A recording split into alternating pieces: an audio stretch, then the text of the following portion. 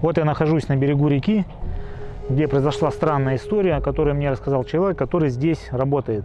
Сюда привозят лес баржами и выгружают затем на берег и вывозят лесовозами.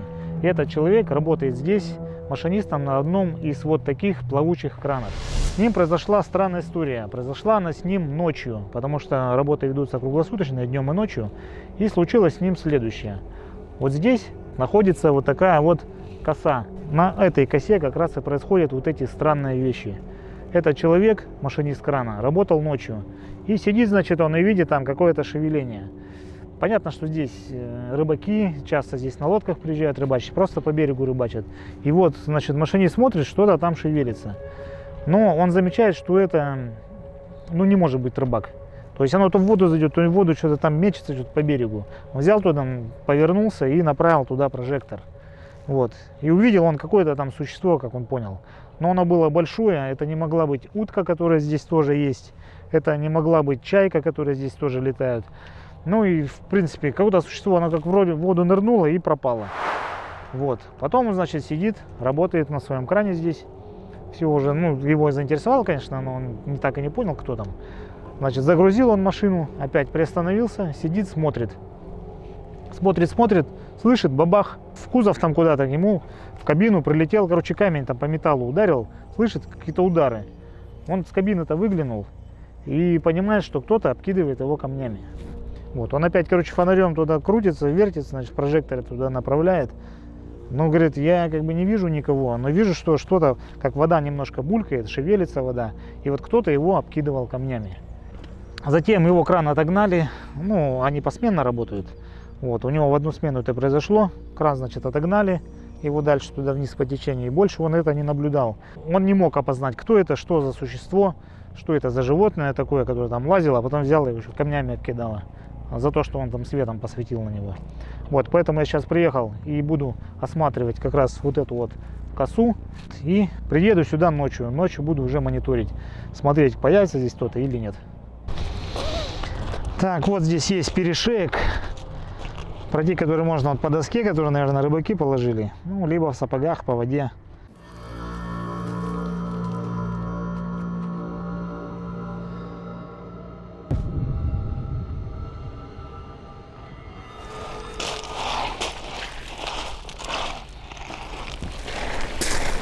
Так, вот я забрался на вот эту косу.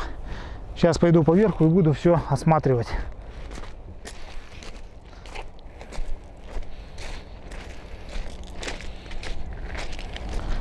Это вон вижу, человек идет.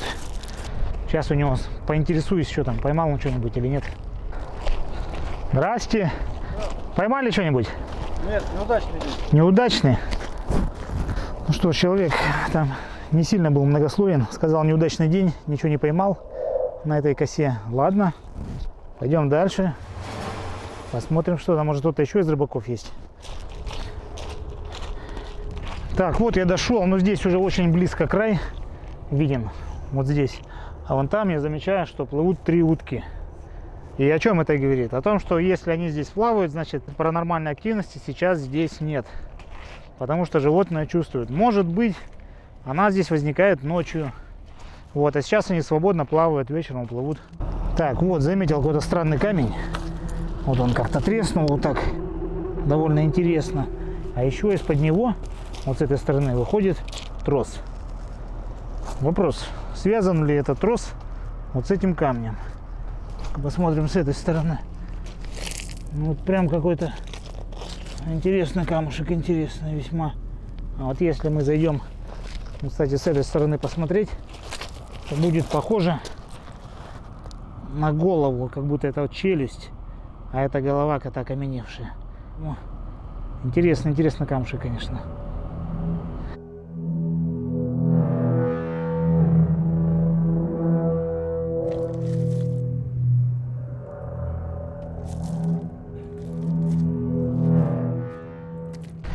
Так, немножко позанимался с камушком. Интересно, конечно, камень. И продолжаю находить странности. Вот здесь есть вот какая-то ямка. Так, а вот рядом с кучей проволоки я наблюдаю еще одну ямку. Так, кто здесь, что здесь рыл? Где-то куски металла, может кто-то металл пытался выкопать. Кстати, вот здесь на дереве видна тина. Причем эта тина как раз находится где-то на уровне моего лица. А почему? А потому что уровень реки был выше, сброс был воды на ГЭС, и поэтому уровень воды очень сильно и хорошо поднимался. Кто здесь мог приплыть сюда, кто здесь мог сделать себе убежище, жилище, и кто здесь мог поселиться. Так, иду дальше, и вот мне продолжают встречаться опять вот эти разрытые какие-то ямки. Внутри ничего такого нет, никакой земли, червей здесь никто копать не мог. Кто здесь мог порыться? Какая-то железяка стоит, ну-ка сейчас посмотрим. Ага, поставили железяку, значит, и костер здесь, получается, жгут. Железяка крепко стоит. Интересно. Вот он край. Сейчас дойду до края. Пока что ничего здесь подозрительного нет. Никаких либо намеков на то, что здесь есть какое-то животное, кроме тех ям вырытых. Ну, в ямах нет золы, нет там сгоревших деревьев. Навряд ли это могли быть там рыбаки. Что там, кто рыл, непонятно. Пока что вопрос. С ямами открыт. Больше ничего не вижу, никаких убежищ, лежек, каких-то там следов. Никакого помета здесь не вижу. Вот ворона летает. Ну, кстати, уток не видать. Утки куда-то делись. Так, что тут у нас? Ага. Монстр, вылазь. Монстр-то здесь.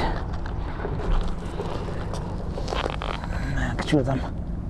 Ну, никого не видно. Вон там вдали, у самого края, вон ворона улетела. Стоит какая-то коробка, на ней сидела ворона. Как будто она ее там прям охраняла. Сейчас я пойду узнаю, что ж там за тайна прячется. Так, коробка. Ну что, это коробка с сюрпризом или нет?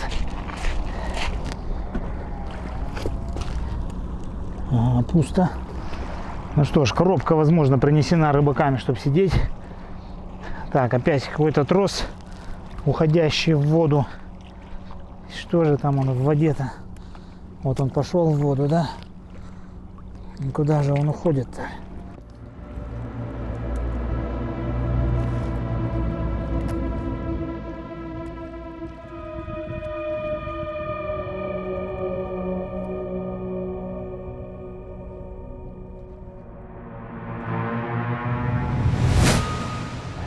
Попробовал вытянуть трос, но он длинный, он так и уходит туда в воду. Не знаю, прям какой-то мощный такой трос. Он, кстати, выходит вот отсюда из воды, где я его тянул. И уходит туда дальше, тоже уходит в воду. Вот, ладно. Значит, дошел я до края. Хожу физически, не ощущая каких-либо воздействий паранормальных. Психофизическое состояние нормальное. Вот, следов пребывания какого-то существа тоже не вижу. Вот, ну какой-то вот здесь валяются какие-то вещи, ящик, наверное, людьми принесен.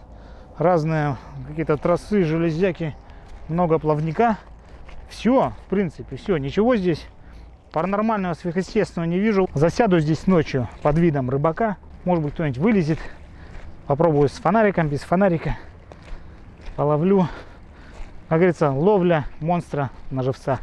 И живцом здесь буду я.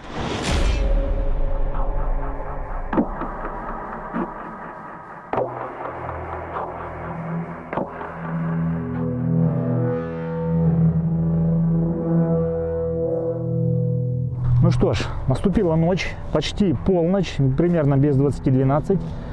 Сейчас на улице достаточно холодно, плюс 4 градуса. Может, видно, пар изо рта идет. Вот, я приехал на это место. Значит, сейчас покажу, как эти ребята работают. Вон там у них идет погрузка.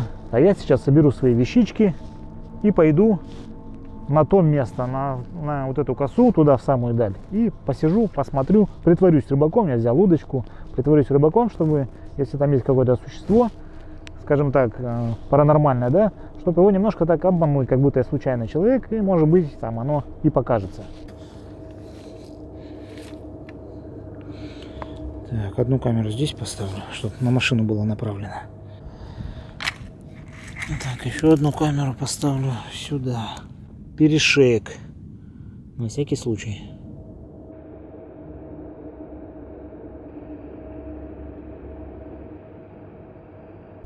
Ну что ж, я готов к ночной охоте.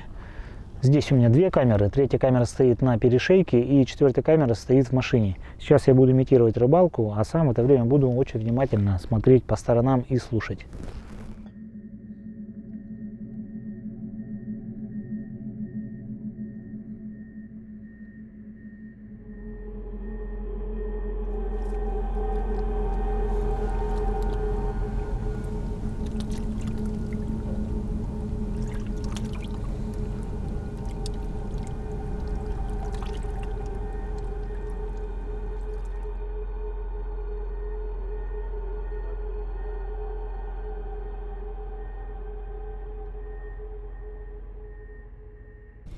На рыбалке хорошо, когда клюет. Я вот помню, в детстве мы ездили на пруд. Короче, отец брал меня и брата. Мы приехали, стоим, рыбачим, а рядом стоял какой-то мужик. Тоже стоит, рыбачит. Карасик клюет. Там, не сильно редко, ну так нормально. И мужик, короче, ловит, у него сзади ведро стоит. Он рыбу поймал, раз, ведро кинул и стоит дальше рыбачит. Ведро сзади него. И я вот наблюдаю такую картину. Подлетает сорока, раз, ведро. Рыбу хватает и отлетает в сторону. Он, значит, новую поймал, поворачивается, кинул туда, посмотрел туда в ведро. Как бы что-то ничего не понял, повернулся, опять стоит, ловит. Сорок опять подлетает, раз, опять рыбина. Ну, короче, несколько рыбин мы так наблюдали, как она воровала у него. Потом говорим, типа, у вас там сорока ворует с ведра рыбу. Он такой, а я, говорит, смотрю туда, ничего понять не могу. Рыбу, говорит, ловлю, как бы кидаю, она не прибывает нифига. Вот, короче, это... Вор у вора украл, есть такая пословица, вор у вора украл. Но тут как бы охотник у охотника украл рыбу, этот выловил, а сорока поживилась. Клюет.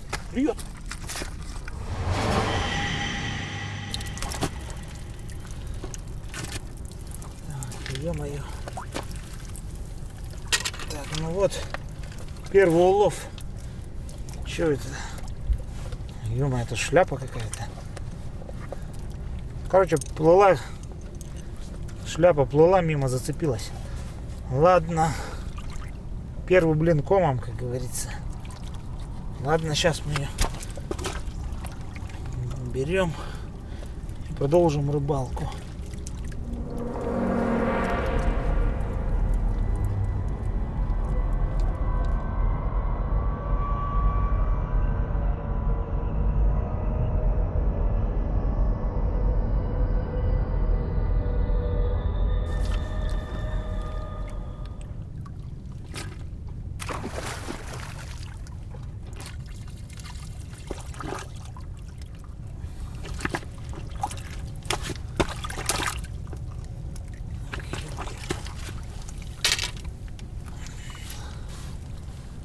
Так, а вот это уже странно. На два крючка зацепились два сланца. Один из них детский, один взрослый. Так, это что получается? Ну, если первая шляпа это вот случайность может быть, но вот это уже не может быть никакой случайности. На два крючка зацепились два ботинка. Так, это что получается? Может быть, это говорит о том, что здесь не животное живет, да, может быть, здесь просто утопленники. Ну, кстати, если здесь течение вот так идет, да, основное течение, здесь немножко, может быть, заходит, может, несет трупы, и они цепляются за вот эти металлические тросы. Трос, который я вот днем тянул сегодня из воды, может, они реально за них цепляются, и здесь такое место, что вот они как бы собираются. Вот, а я как раз сейчас удочку-то закидываю в ту сторону, вот куда трос уходит. Может, реально вот этот знак и... А кого тогда мог видеть машинист? Могут утопленники выходить на берег? Так, не знаю, ладно. Продолжу я ловить дальше. Пока что вот у меня только странные находки получаются. Так, Сейчас я сниму все это дело.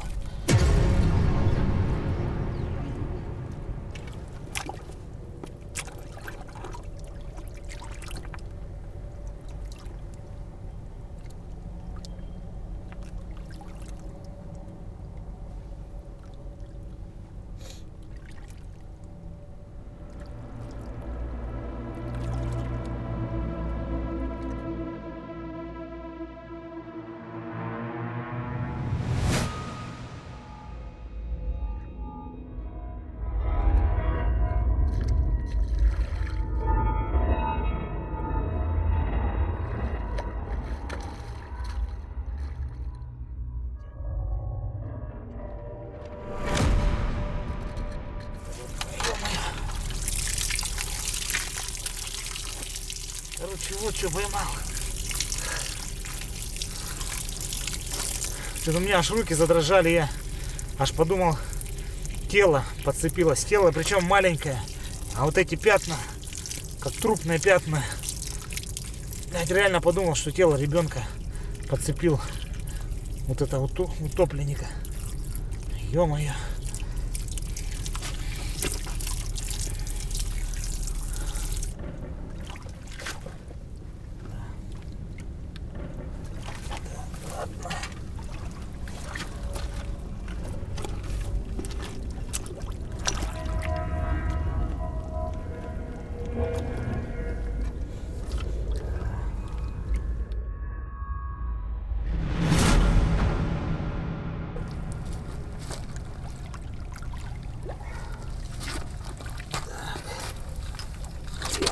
Ну вот, опять вещь попалась.